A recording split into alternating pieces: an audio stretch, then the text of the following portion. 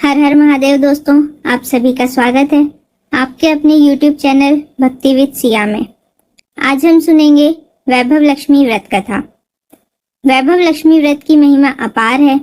यह व्रत रखने से जीवन के सभी कष्ट दूर होते हैं, धन संपत्ति सुख समृद्धि आती है और सभी मनोकामनाएं पूरी होती हैं। यह व्रत विशेष रूप से शुक्रवार को किया जाता है और इससे आर्थिक परेशानियां खत्म होती हैं, घर में सुख शांति आती है और व्यापार में वृद्धि होती है। यह व्रत पुरुष और महिला दोनों कर सकते हैं और इसे करने से जीवन में वैभव और ऐश्वर्य की प्राप्ति होती है। प्रेम से बोलिए जय माँ वैभव लक्ष्मी। आइए अब सुनते हैं वैभव लक्ष्मी व्रत कथा। लाखों की जनसंख्या को अपने में समेटे कुशीनगर एक महानगर था। जैसा कि अन्य महानगरों की जीवनचर्या होती है, वैसी ही कुछ यहाँ भी थी। यानी बुराइयां अधिक और अच्छाइयां कम, पाप अधिक पुण्य कम। इसी कुशीनगर में हरिवंश नामक एक सद्गृहस्थ अपनी पत्नी दामिनी के साथ सुखी संपन्न जीवन गुजार रहा था। दोनों ही बड़े नेक और संतोषी स्वभाव के थे। धार्मिक कार्यों अनुष्ठानों में उनकी अपार श्रद्धा थी। दुनियादारी से उनका कोई विशेष लेना देना नहीं था। अपने में ही मगन गृहस्थी की गाड़ी खींचे चले जा रहे थे दोनों। किसी ने ठीक ही कहा है, संकट और अतिथि के आने के लिए कोई समय निर्धारित नहीं होता। कुछ ऐसा ही हुआ दामिनी के साथ, जब उसका पति हरिवंश न जाने कैसे बुरे लोगों की संगत में फंस गया और घर गृहस्थी से उसका मन उचट गया। देर रात शराब पीकर घर आना और गाली गलौज तथा मारपीट करना उसका नित्य का नियम सा बन गया था। जुए सट्टे रेस तथा वैश्यागमन जैसे बुरे कर्म भी कुसंगति की बदौलत उसके पल्ले पड़ गए। धन कमाने की तीव्र लालसा ने हरिवंश की बुद्धि हर ली और उसको अच्छे बुरे का भी ज्ञान न रहा। घर में जो कुछ भी था सब उसके दुर्व्यसनों की भेंट चढ़ गया। जो लोग पहले उसका सम्मान करते थे अब उसे देखते ही रास्ता बदलने लगे। भुखमरी की हालत में भिखमंगों के समान उसकी स्थिति हो गई थी। लेकिन दामिनी बेहद संयमी और आस्थावान तथा संस्कारी स्त्री थी। ईश्वर पर उसे अटल विश्वास था। वह जानती थी कि यह सब कर्मों का फल है। दुख के बाद सुख तो एक दिन आना ही है। इस आस्था को मन में लिए वह ईश्वर भक्ति में लीन रहती और प्रार्थना करती कि उसके दुख शीघ्र दूर हो जाएं। समय का चक्र अपनी रफ्तार से चलता रहा। अचानक एक दिन दोपहर के समय द्वार पर दस्तक हुई की आवाज सुनकर दामिनी की तंद्रा भंग हुई। अतिथि सत्कार के भय मात्र से उसकी अंतरात्मा कांप उठी, क्योंकि घर में अन्न का एक दाना भी नहीं था जो अतिथि की सेवा में अर्पित किया जा सकता। फिर भी संस्कारों की ऐसी प्रबलता थी कि उसका मन अतिथि सत्कार को उद्वत हो उठा। उसने उठकर द्वार खोला, देखा सामने एक दिव्य पुरुष खड़ा था। बड़े बड़े घुंघराले श्वेत केश, चेहरे को ढके हुए लहराती दाढ़ी, गेरुए वस्त्रों का आवरण पहने उसके चेहरे से तेज टपक रहा था। आंखें मानो अमृत वर्षा सी कर रही थी। उसका दिव्य पुरुष को देखकर दामिनी को अपार शांति का अनुभव हुआ और वह उसे देखते ही समझ गई कि आगत वास्तव में कोई पहुंचा हुआ सिद्ध महात्मा है। उसके मन में अतिथि के प्रति गहन श्रद्धा के भाव उमड़ पड़े और वह उसे सम्मान सहित घर के भीतर ले गई। दामिनी ने जब उसे फटे हुए आसन पर बैठाया तो वह मारे लज्जा के जमीन में गड़ सी गई। उधर वह संत पुरुष दामिनी की ओर एकटक निहारे जा रहा था। घर में जो कुछ भी बचा कुचा था दामिनी ने अतिथि की सेवा में अर्पित कर दिया, पर उसने इस पर कोई ध्यान नहीं दिया। वह तो बस दामिनी को यूं निहारे जा रहा था, मानो उसे कुछ याद दिलाने की चेष्टा कर रहा हो।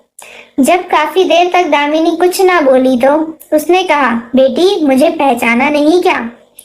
उसका यह प्रश्न सुनकर दामिनी जैसे सोते से जागी और अत्यंत सकुचाते हुए मृदुल स्वर में बोली, महाराज, मेरी दृष्टता को क्षमा करें, जो आप जैसे दिव्य पुरुष को मैं पहचान कर भी नहीं पहचान पा रही हूँ। पारिवारिक कष्टों ने तो जैसे मेरी सोचने समझने की शक्ति ही छीन ली है, लेकिन यह निश्चित है कि संकट की इस घड़ी में मुझे आप जैसे साधु पुरुष का ही सहारा है। तभी जैसे दामिनी को कुछ याद आया, वह उस साधु के चरणों में गिरकर बोल उठी, अब मैं आपको पहचान गई हूँ महाराज। स्नेह रूपी अमृत की वर्षा करने वाले अपने शुभचिंतक को कोई कैसे भूल सकता है भला।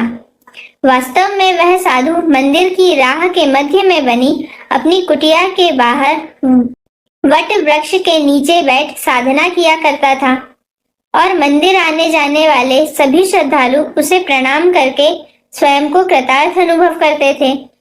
दामिनी भी उन्हीं में से एक थी। जब पिछले काफी दिनों से उसने उसे मंदिर की ओर आते जाते नहीं देखा, तो उसकी कुशल क्षेम जानने के लिए पूछताछ करते हुए उसके घर की ओर आ निकला था।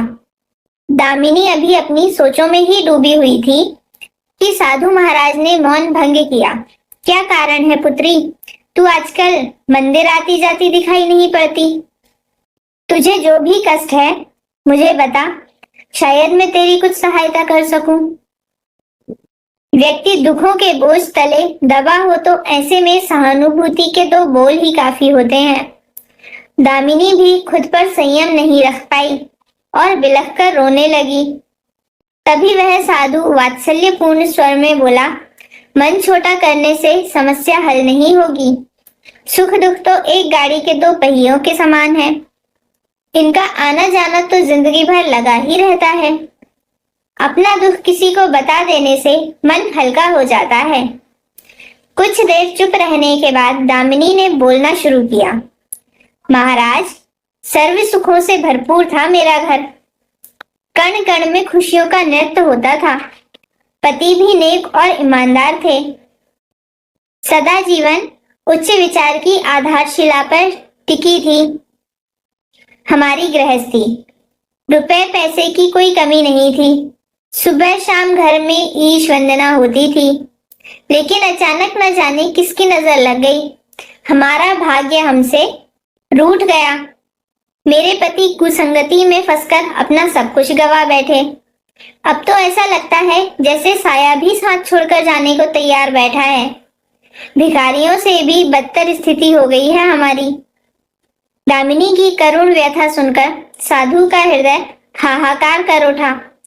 वह द्रवित स्वर में बोल उठा, बेटी, कर्म का लिखा तो भोगना ही पड़ता है।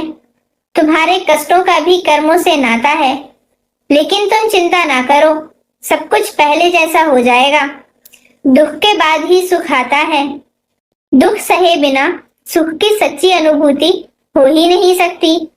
तुम माँ लक्ष्मी के प्रति श्रद्धा जारी रखो। सबका उद्धार करने वाली प्रेम का झलकता सागर है माँ लक्ष्मी। अपने भक्तों पर सदैव उनकी कृपा दृष्टि रहती है। तुम संपूर्ण आस्था के साथ माँ वैभव लक्ष्मी का व्रत करना शुरू करो। तुम्हारी साधना अवश्य रंग लाएगी। दामिनी एक संस्कारी स्त्री थी। धर्म कर्म में उसकी अगाध आस्था थी। माँ वैभव लक्ष्मी के व्रत की बात सुनकर उसका चेहरा दमक उठा। बोली, महाराज, इस व्रत को करने से मेरे परिवार पर आई विपदा टल सकती है, तो मैं इसे जरूर करूंगी। आप मुझे बताएं कि इस व्रत को कब और कैसे किया जाता है। साधु महाराज दामिनी की भक्ति भावना देखकर प्रसन्न होकर बोले, बेटी, सारे जगत का कल्याण करने वाली माँ वैभव लक्ष्मी के व्रत की विधि मैं जन कल्याणार्थ तुम्हें बता रहा हूँ। प्रत्येक शुक्रवार को यह व्रत किया जाता है। सर्वप्रथम जितने शुक्रवार को यह व्रत करना हो, उसका संकल्प लेकर माँ वैभव लक्ष्मी को मन ही मन प्रणाम करें। स्नान आदि से निवृत्त होकर स्वच्छ धवल वस्त्र पहनकर पूरब दिशा की ओर मुंह करके आसन पर बैठें। सामने एक चौकी पर चावल की ढेरी लगाकर उस पर पानी से भरा कलश स्थापित करें, जो तांबे का होना चाहिए। कलश को कटोरी से ढक दें और उस कटोरी में कोई भी स्वर्ण आभूषण रखें। सोना ना हो तो चांदी का आभूषण रखें, वह भी पास ना हो तो रुपये या सिक्के भी काम दे सकता है। शुद्ध घी का दीपक तथा अगरबत्ती जलाएं और मन ही मन पूर्ण श्रद्धा के साथ माँ वैभव लक्ष्मी का जाप करते रहें। श्री यंत्र माँ लक्ष्मी का प्रिय यंत्र है, उसे शत शत नमन करें। साथ ही माँ वैभव लक्ष्मी के सभी स्वरूपों को नमस्कार करें। कटोरी में रखे गहने या रुपये पर हल्दी, कुमकुम तथा अक्षत अर्पित करें। कोई भी मिष्टान प्रसाद रूप में रखें।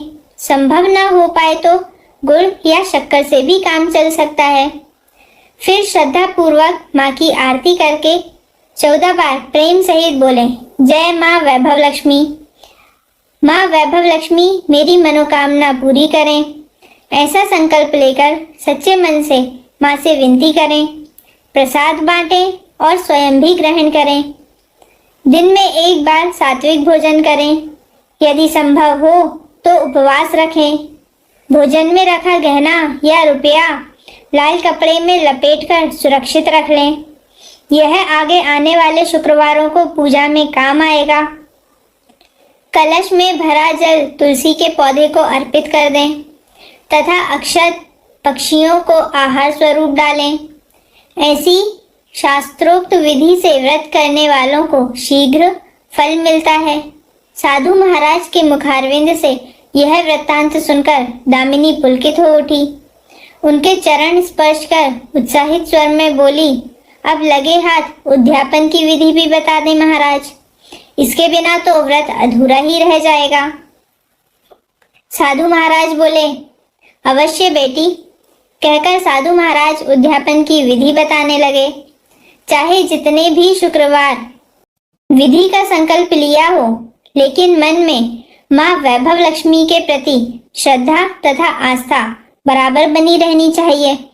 जिस दिन अंतिम शुक्रवार का व्रत हो, उस दिन शास्त्रोक्त विधि से उद्यापन किया जाता है। अन्य शुक्रवारों की भांति ही इस दिन भी पूजा करें। हाँ, प्रसाद के रूप में खीर अवश्य रखें। पूजा के बाद नारियल फोड़कर 7 कुंवारी कन्याओं के चरण धोकर कुमकुम का तिलक लगाकर भोजन करें। उन्हें सामर्थ्य अनुसार दक्षिणा दें और माँ वैभव लक्ष्मी व्रत की पुस्तकें उपहार स्वरूप भेंट में दें। फिर प्रसाद के रूप में खीर वितरित करें। अब माँ वैभव लक्ष्मी के सभी स्वरूपों को मन ही मन नमन करते हुए कहें, हे माँ, यदि मैंने शुद्ध तथा निर्मल हृदय से आपकी स्तुति करते हुए वैभव लक्ष्मी व्रत विधि अनुसार पूर्ण किए हूँ, तो मेरी मनोकामना अवश्य पूरी करना। संतानहीनों को संतान देने वाली, दुखियों का दुख हरने वाली, अखंड सौभाग्य का वरदान देने वाली, कुंवारी कन्याओं को मनचाहा वर दिलाने वाली माँ वैभव लक्ष्मी आपकी महिमा अपरंपार है। अपने हर भक्त की विपत्तियां हरकर उन्हें सुख समृद्धि प्रदान करना। साधु महाराज से वैभव लक्ष्मी व्रत का शास्त्रोक्त ज्ञान प्राप्त करके दामिनी भाव विभोर हो उठी। उसे अपने भीतर एक अनोखे तथा असीमित आत्मबल का संचार होता महसूस हुआ। उसने भी माँ वैभव लक्ष्मी के 21 व्रत आते शुक्रवार से शुरू करने का संकल्प लेकर साधु महाराज को आदर सहित विदा किया और मन ही मन माँ वैभव लक्ष्मी का स्तुतिगान करने लगी। 2 दिन बाद शुक्रवार आ गया।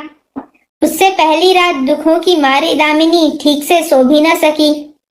माँ वैभव लक्ष्मी के व्रत करने से उसकी समस्याओं का अंत हो जाएगा, यह सोचकर वह मुंह अंधेरे ही उठ बैठी और स्नान आदि पर स्वच्छ वस्त्र धारण किए।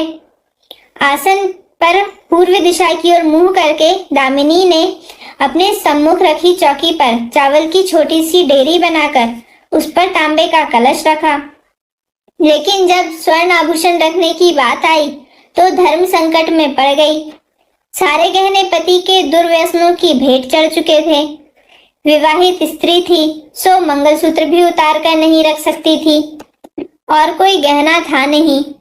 तभी उसे उन नन्ही पायलों का स्मरण हो आया जो उसने अपनी आने वाली संतान के लिए बनवा कर रख छोड़ी थी और पति की निगाहों से उन्हें बचा कर रखा था। उसने झटपट वह पायलें निकाली और गंगा जल से धोकर उन्हें शुद्ध करके कलश पर रखी कटोरी में डाल दिया। डिब्बे की तली में से जो बची कुची शक्कर निकालकर उसे प्रसाद के रूप में रखा और विधि अनुसार व्रत किया। सर्वप्रथम उसने अपने पति को प्रसाद दिया। आने वाला पूरा सप्ताह बड़ी ही हंसी खुशी से बीता। बात बात पर झल्ला उठने वाला उसका पति अपेक्षाकृत शांत तथा संयम से रहा।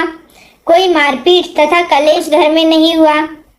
इससे दामिनी ने माँ वैभव लक्ष्मी का चमत्कार समझा और मन ही मन उन्हें प्रणाम किया। माँ वैभव लक्ष्मी के प्रति उसकी आस्था और भी बलवती हो गई। इसी प्रकार शास्त्रोक्त विधि से दामिनी ने 20 शुक्रवार के व्रत पूरे कर लिए। इस बीच कई परिवर्तन हुए थे।